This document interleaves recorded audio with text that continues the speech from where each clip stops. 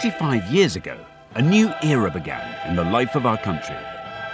On the 2nd of June 1953, a beautiful 27-year-old woman was crowned Queen Elizabeth II. It felt like a new era because there was also a kind of sense of romance about it. All the years of privation had passed, and this was a moment to celebrate. The coronation was momentous for another reason. This ancient ceremony was being filmed for the first time. What's extraordinary is the Queen actually commissioned her own behind-the-scenes footage of the day, shot within Buckingham Palace, and we've been given permission to screen this. Tender, touching and warm. But what's so wonderful is on this day when the attention of the world is focused on London, we get this view from the inside. I've never seen this picture of this film before. A wonderful sight. The Queen's passion for filmmaking was shared by the nation. People filmed their own local celebrations, creating priceless records of an historic day. We've scoured archives across the country to find the very best footage. As you'll see, the joy of this thing just shines out of the screen. To celebrate the 65th anniversary of the coronation, we're going to see these amazing films through the eyes of the people who were there. We've also spoken to royal insiders who played a crucial role on the day. The Queen turned round and said, "Shall we go, girls?" In 1953, a closer relationship began between us and the royal family. It was the Queen's coronation, but it was also the people's coronation. In my eyes, it was wonderful and the most spectacular day of my life.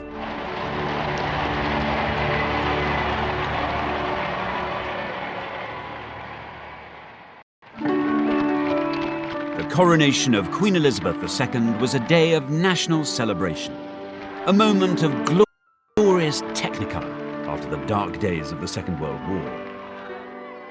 The romance of the coronation captured everyone's imagination. Actor Michael Crawford was 11 years old at the time. This brought our country together. It's very stirring and moving and brings out great pride. This is ours. It's our Queen. Michael was so excited that he made his own scrapbook, painstakingly recording each coronation detail. Everything I could find in the newspapers, I cut out. Beautifully done. It was obviously a passion. Look, that is pure Hollywood, really. The fairy tale of Hollywood. So this is the one that is my favourite first country.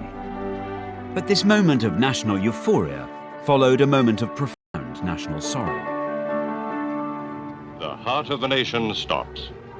The flags lower in tribute as the news spreads. The King dead. King George VI's unexpected death, at the age of only 56, sent shockwaves across Britain and the Commonwealth. The news was greeted with dismay, as far away as Trinidad in the Caribbean, where broadcaster Trevor MacDonald grew up. I remember the day the king died, and it was announced in a fairly kind of solemn but abrupt way. And that was the end of the day. And I don't remember how many days we were off school, but that was a moment of great, great, great sadness. Britain and its Commonwealth were in mourning, but few felt the loss more keenly than Princess Elizabeth. She'd always been devoted to her father. The King is laid to rest, and the majesty of death ends with a family beginning its life anew. A young queen takes over the burden of monarchy. At the age of only 25, Elizabeth had to cope with new responsibilities. God save the Queen. There was this young English princess who was taking on what everybody thought was the enormous task of being Queen of England and also of the Commonwealth. And that struck a deep, deep chord with people. Everyone wanted a sunny day for the coronation, and after consulting meteorologists, it was decided that June the 2nd, 1953, was the best bet. As soon as the date was announced, coronation fever began to grip the country. Actress Alison Steadman was 6 years old at the time. I grew up in Anfield, in Liverpool. It was a small house, but we had 3 bedrooms, little garden at the back where my dad grew vegetables and rhubarb. There was still rationing when I was a child. There was a lot of bomb sites. The build-up to the coronation was so exciting. I probably would say it was one of the happiest periods of my childhood. Excitement was also sky high in Bethnal Green in London's East End, where entertainer Len Goodman lived with his family.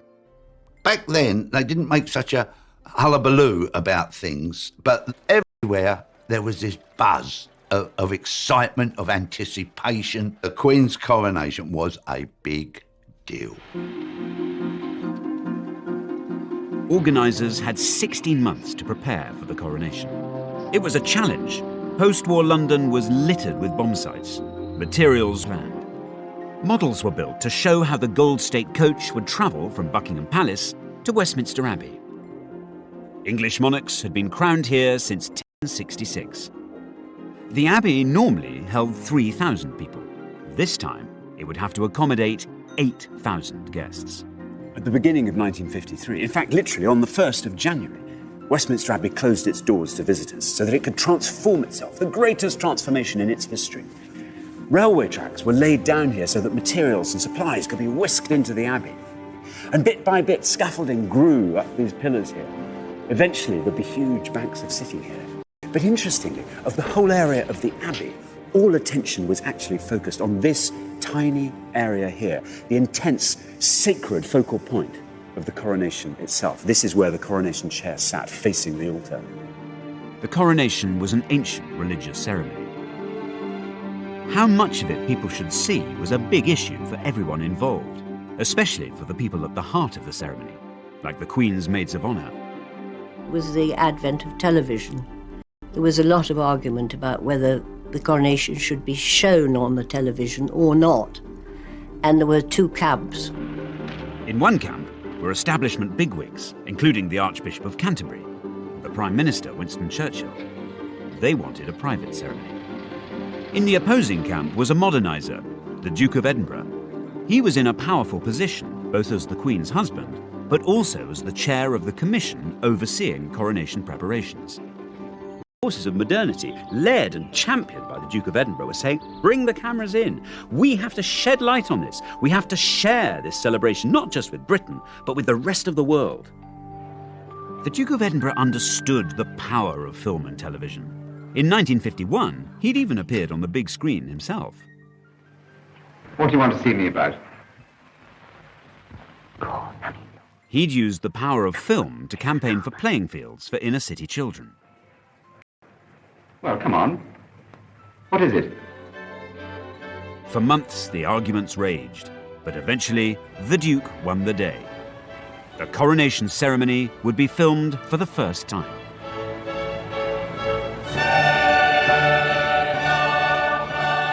It was nothing less than a royal revolution.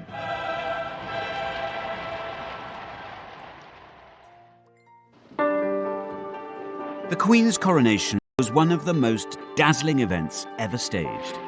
You know, seeing a crown with those jewels on and those clothes and the golden carriage, it was like fairy stories coming to life.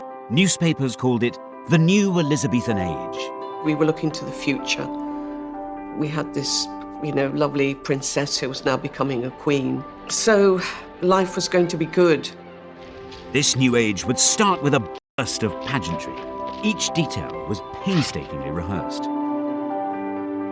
The Queen's young cousin, Prince Michael of Kent, took part in the practice runs for the big day. The coronation was the most extraordinarily exciting thing, especially for a small boy of about 10 or whatever I was. When we all knew the coronation was going to take place, I was at prep school in those days, and we talked about the coronagas and how splendid it was and what fun it was. The rehearsals were splendid because I had to walk, as did most of my family, the whole length of Westminster Abbey to get to our pews. And of course, to start with, the rehearsals were in ordinary clothes. And then as you got nearer to the day, you found yourself in all your finery. Now, I had a very, very smart kilt outfit. Rehearsals were daunting, especially now the ceremony was being filmed.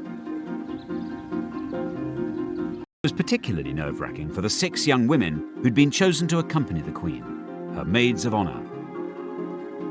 In some ways, it felt quite frightening, but as the time got nearer, I became even more frightened when I discovered it was going to be filmed worldwide.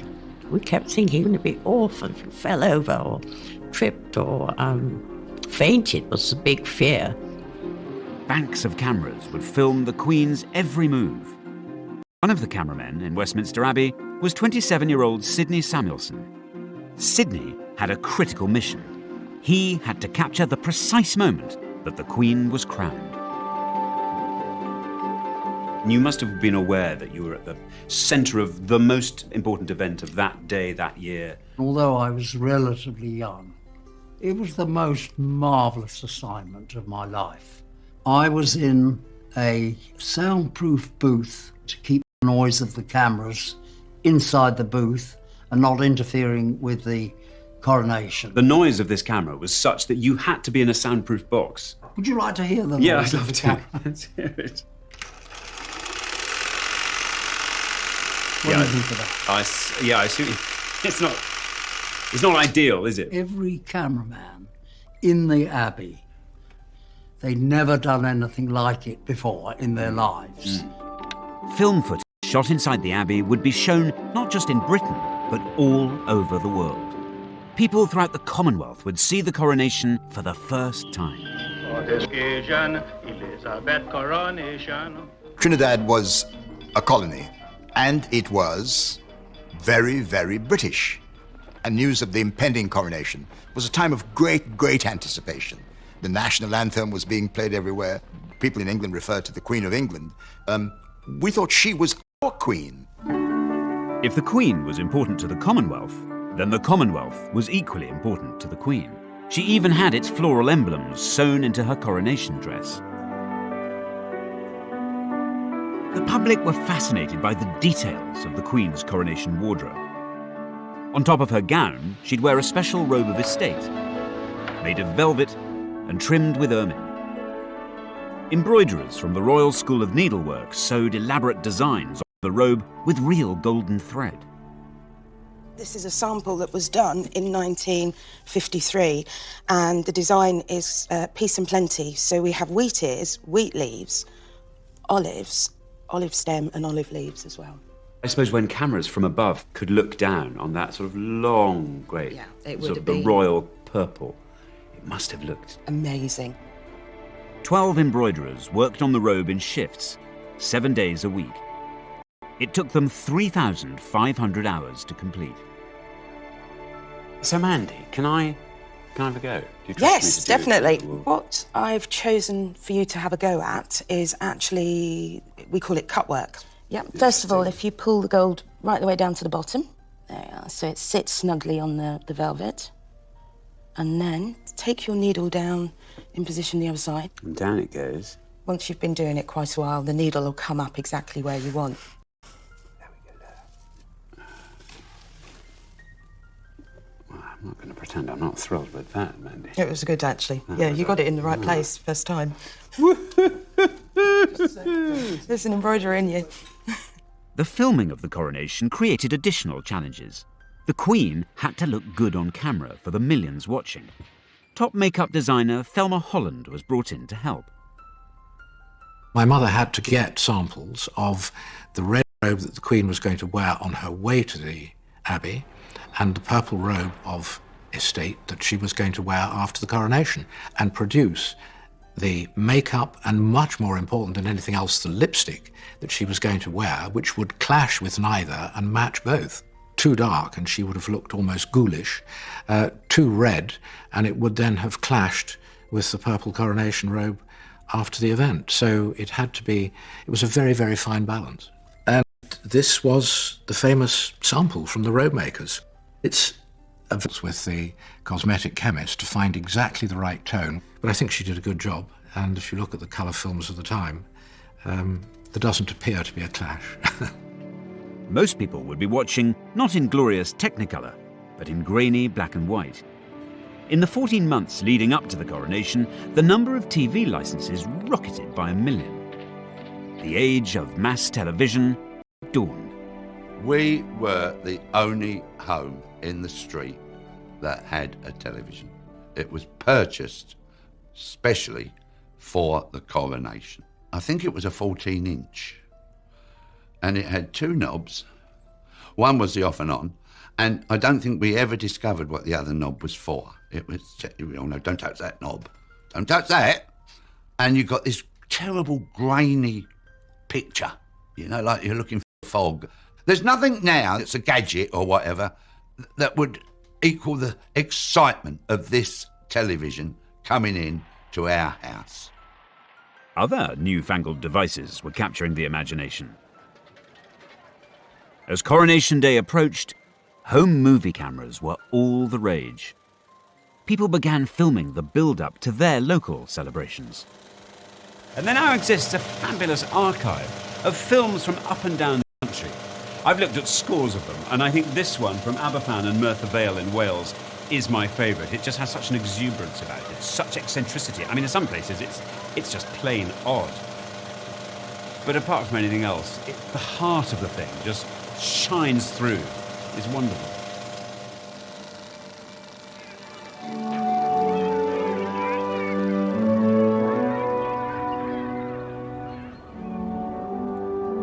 The Welsh mining village of Aberfan has had more than its fair share of tragedy. In 1966, the village suffered a terrible disaster when a primary school was engulfed by a huge landslide. More than 100 children died.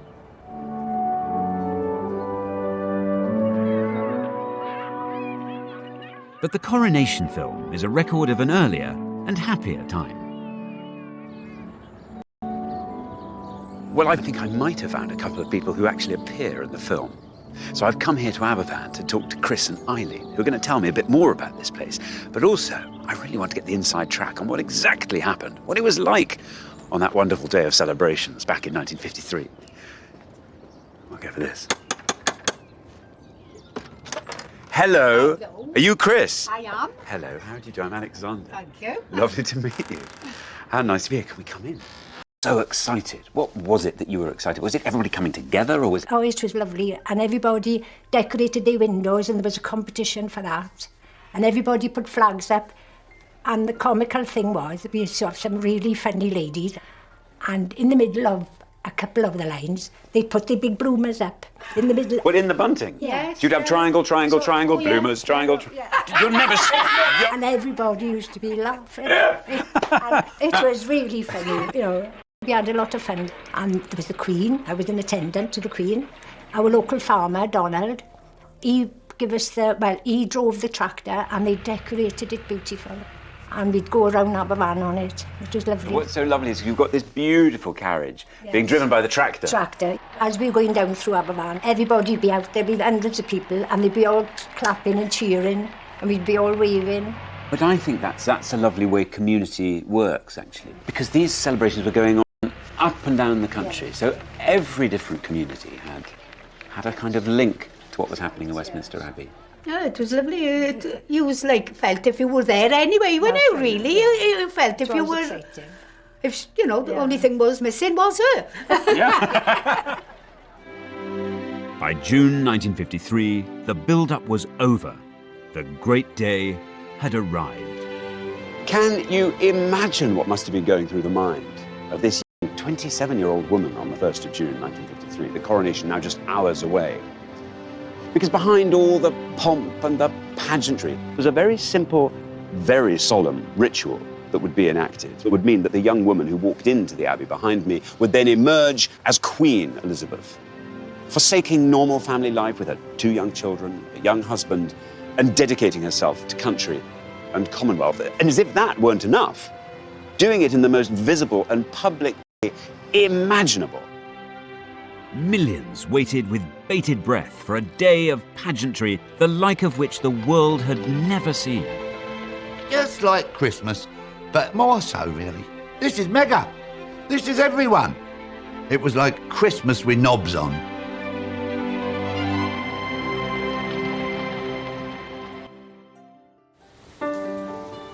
The 2nd of June 1953, Coronation Day, had arrived.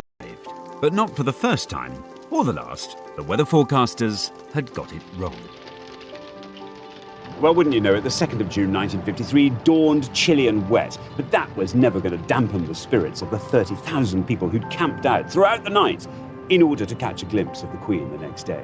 And then throughout the morning, hundreds of thousands of others flooded into London, because by mid-morning there were 3 million kings and presidents and prime ministers from around the world had all come, all in their robes of office and their finery. 750 broadcasters were broadcasting in 39 languages to take this event global. For millions of children, the countdown was over.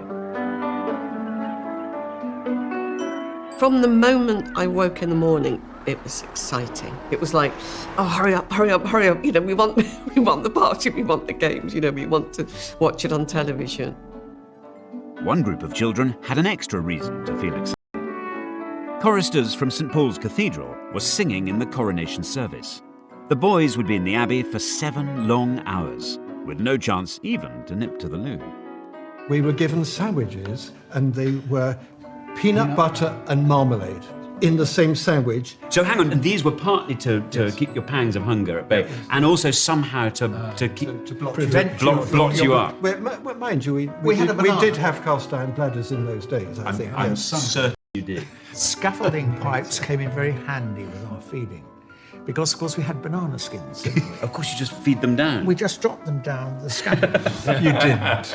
Yes, we did. God. Yes, even you. And he was meant to be head boy, I'll have you know. The coronation was now only a few hours away.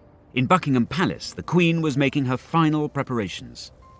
Royal makeup designer Thelma Holland was with her in the palace. The Queen said to her, "It's such an important occasion for me that I would rather that the least number of people should be fussing around me before I go off to the Abbey.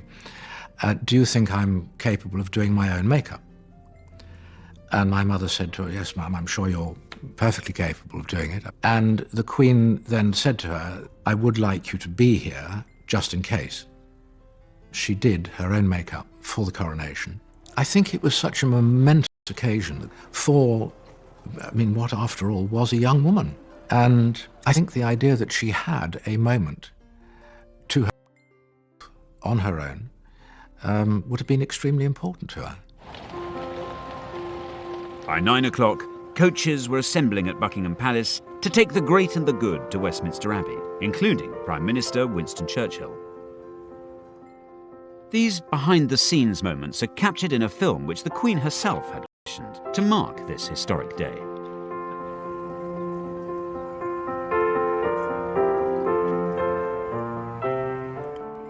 I've never seen this picture of this film before.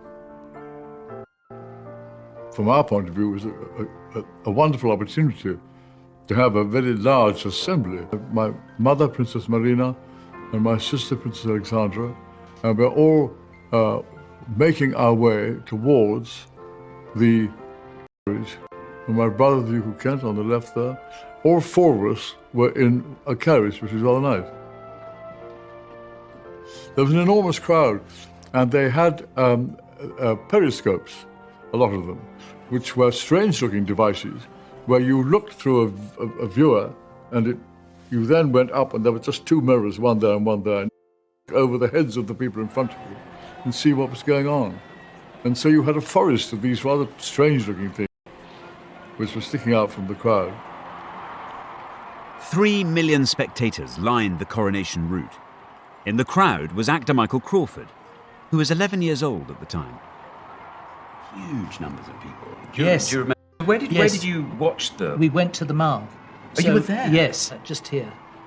Just here. At the foot of these steps on the Mall? Yeah. And you see thousands of soldiers, and it's the pageantry and the uniforms, the regalia, the noise of horses walking by, and people's kindness of helping kids to see. Policemen were lifting them up and holding people, and there was this extraordinary spirit. As throngs of people on the streets of London strained for their first view of the Queen, millions more gathered in living rooms to watch the greatest live broadcast ever seen. All the kids were sitting on the floor. Then My nan and all those oldie ones, they were in chairs, sitting round. All the mums and the dads were standing there. There was people looking through the doorway. So, to millions of viewers in Great Britain and Western Europe came pictures of a ceremony and a scene which they will never forget. It was mesmerising. With Prince Philip, a great deal of hustle and bustle and fiddling around and making sure things were put on the right way round. You can imagine the build-up and the excitement. I remember how glamorous the Queen looked, this radiant figure. The Queen travelled to Westminster Abbey in the Gold State Coach. It weighed a mammoth 4 tons and had been used in every coronation since George IV's in 1821. The horses that were used to pull the coronation coach were 8 greys, which came from the Royal Mews at Buckingham Palace, and I don't think there are very often occasions where 8 greys, and driving the thing was quite a hideous responsibility. I think it has any brakes, for example. And there are Prince Charles and Princess Anne waving from a window. A wonderful sight. And of course, my granddad, who was a bit of a lad, he would be doing a running commentary. He'd be giving us all the old, of course, the coach, he'd go. Yeah, the coach, blimey. That coach had been around for 5,000 years, and he'd give it all that, didn't know anything really. And he'd have a bottle of beer, Crown Ale. The coach, which through the centuries has borne 6 monarchs to their coronations, has never carried one more fitted for the tasks of sovereignty than she who now is to be crowned. Waiting at the entrance to Westminster Abbey were the 6 young women who had helped carry the Queen's coronation robes, the Maids of Honour. I was one of the ones to take her out of the carriage when she got to the Abbey, and she didn't appear to be in the least bit worried. The Queen turned round and said, "Shall we go, girls?"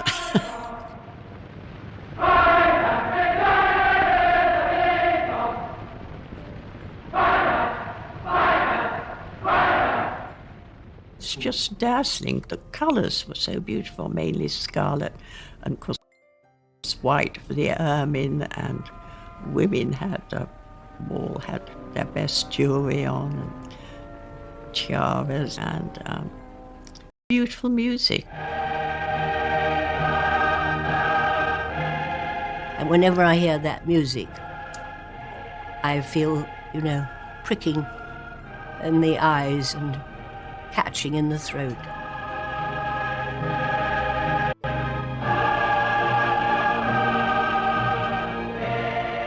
The only time we were separated was when she was anointed. She went and sat alone in the chair.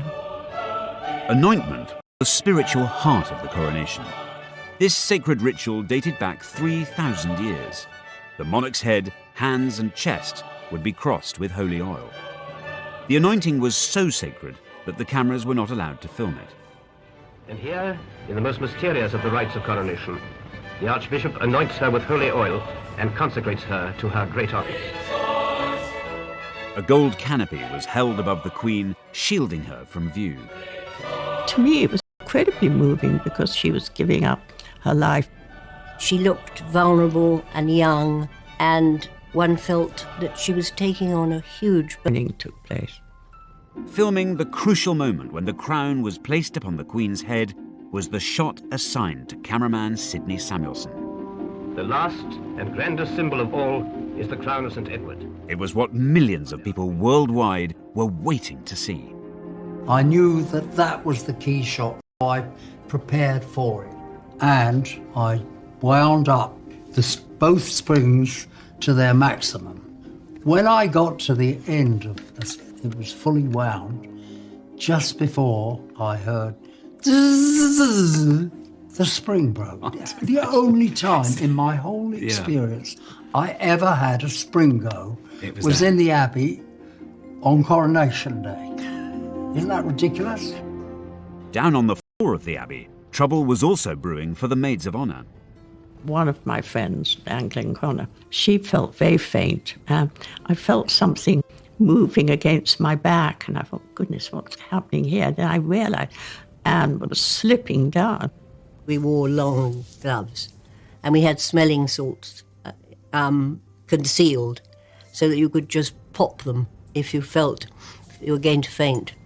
So she was lifted up by the others and supported. And soon after that, we went into the vestry, where the Archbishop produced a bottle of brandy, and Anne had a little swig. He said, "This'll do you good." Meanwhile, cameraman Sidney Samuelson was trying to save the day. There was no way I could repair a spring, but I had brought a spare camera body, and I just managed to get it all fixed, and the door closed, and I switched on, and I got the shot that they wanted.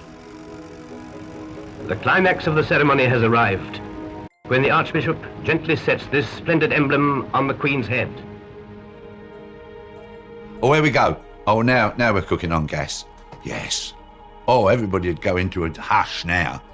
Here comes the crown. Straight. Oh, up he goes. Gently, Bentley.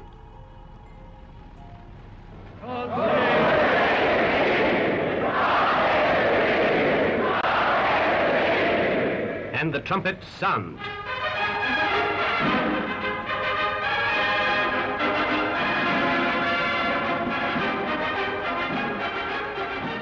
Among the lay lords, the first to declare himself is her own husband, Philip, Duke of Edinburgh. Rising, he kisses the Queen's cheek and touches the Queen's... In 1953, however, there wasn't just one Queen being crowned, there were dozens. Replica coronation ceremonies were held in towns and villages across the country. In the mining village of Blackburn in Scotland, 14-year-old Christina Anderson was to be crowned Queen. Now then, so much to ask you about. Tell me all about your coronation here in Blackburn in 1953. How did it come about? How were you chosen? They collected all the names. Yeah. And the names of the kids that were for fairies and all the rest of it. And they put them in this big barrel. And then... It's like a sort of tombola, all the names. Christina's big day was captured in beautiful colour film. It's a record of the pride which Blackburn took in its royal celebrations. In the weeks leading up to the coronation, a local schoolmistress put Queen Christina and her entourage through their paces. What happened in the rehearsals? What were you taught? Everything. I taught you how to weave and... Show me your wave. That's the wave. Have I got it right? Oh no, I haven't got the. No, I'm not nothing. Oh right, three. God, I'm not sure. I couldn't be Queen. Can't. And she had you waving. What else did she get you to do? Walking up the stairs. What? We had to walk up the stairs regally. Regally. So when it got to the day, I mean, were you? You must have been really nervous. Yeah, we were getting quite excited about it. How many people were there? Well, there were hundreds here. And then this is the proclamation. Oh, look at that. There it is. The townsfolk and good neighbours of Blackburn are desirous of having a queen to rule over them in matters of joy and festivity during her reign of office. Therefore, it is now appointed she be crowned Gala Queen in the presence of her subjects who will pledge their loyal devotation and willing service. I could do with more of this Queen stuff. I hope you took them up on it. You had become the Queen, really, hadn't you? Yes. Your job was to go out and you now had to go off and shake people's hands and... You're the Queen for a day. Blackburn's film shows how local communities shared in the national celebrations hundreds of miles away in London. The televising of the coronation helped to forge a new and closer relationship between the Queen and her people. I think us all sitting there and talking about it made you feel more a part of the whole thing. But to all intents and purposes, I know we're sitting in E3, but we're With the official coronation over, Britain was about to have the most almighty celebration.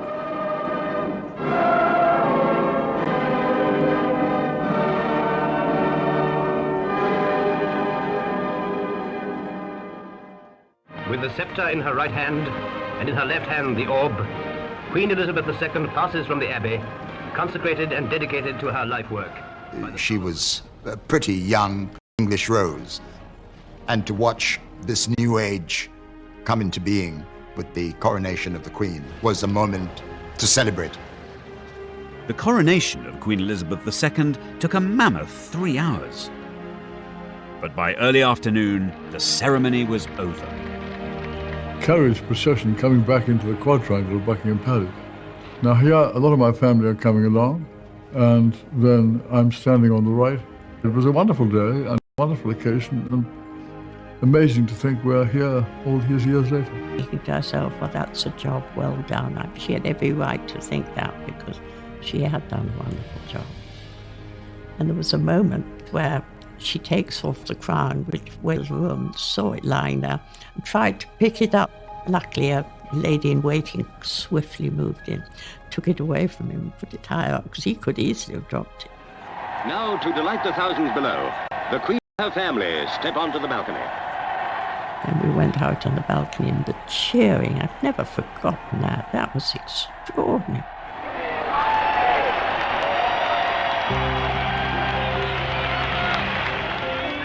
Coronation Day in Buckingham Palace had formally ended. But in the East End, the party was just beginning.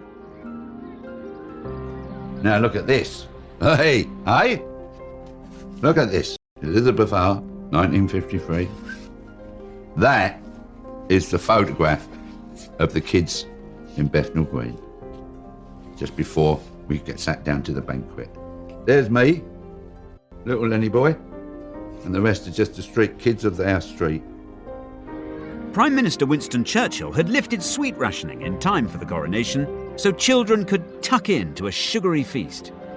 We all had to sit down and then sang God Save the Queen, and then off we went with the food. And course after course. It was, honestly, it was like a tasting menu. Oh, salmon, sat up, yeah. Salmon sandwiches, how posh. Gorgeous. Coronation Day was drawing to a close in Britain, but on the other side of the Atlantic, and warmed up and waiting for a 5-hour transatlantic dash. Film footage of the ceremony had been flown at breakneck speed to the US. 85 million Americans tuned in to watch the Queen being crowned. The coronation had become the world's first global event, enjoyed everywhere and preserved on film for all time. But it's back home where the memories of Coronation Day remain strongest. So tonight I'm staging my own world premiere. I'm showing the 1953 Aberfan coronation film so villagers can see it and enjoy it for the first time. Hi there. How you doing? Welcome. Ah, and here's Mary. Have no fear, I'm here. Well, ladies and gentlemen, we've got such a treat for you. I don't know how many of you, if any of you, have seen this before, but this is a film that was shot here, right here in Aberfan, on the 2nd of June in 1953. As you'll see, the joy of this thing just shines out of the screen. Anyway, enjoy it, and I'll speak to you all at the end, but thank you again so much for coming. Oh, there's there's my sister, but I'm saying. There, that's her there. That's my sister. Yeah, and Glenys over the other side. Oh, look. Oh, that's me, love, that's me. The party that took place here in Aberfan was mirrored in communities across the UK. From Brighton to Blackburn, from Leicester to London, the whole nation joined in. There are over 100 films of local coronation celebrations filmed in every corner of the UK. Taken together, they're a shared record of a unique day.